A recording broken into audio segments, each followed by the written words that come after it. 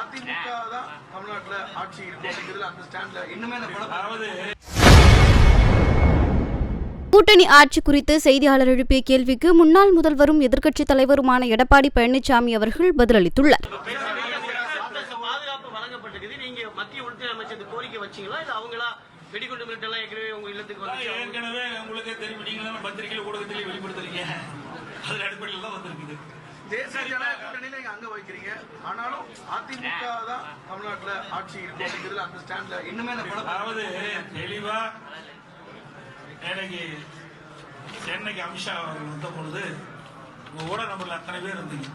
நீங்க மட்டும் இல்ல, இந்தியாவில் இருக்கிற அத்தனை ஊடக நபர்களும் ஐடிசி கிராண்ட் ஹோட்டல்ல அங்க கூட்டணி குறித்து தெளிவாக மத்திய உள்துறை அமைச்சர் அமித்ஷா அவர்கள் கேட்டார்.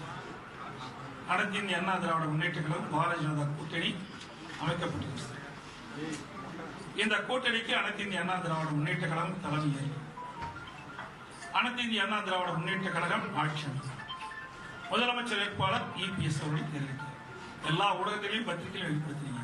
அதையே ஒரு முறையும் கேள்வி கேட்டு கேட்டு உங்களுக்கு விறுவிறுப்பான செய்தி வேண்டும்னு திருப்பி திருப்பி அதற்கு ஏதாவது ஒரு வடிவத்தை கொடுத்து வெளியிடுவது சரியா?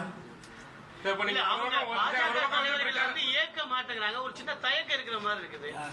பாஜக தலைவர் சொல்றது அதிமுக வந்து ஒரு முதலமைச்சர் வேட்பாளர் வர்றாங்க.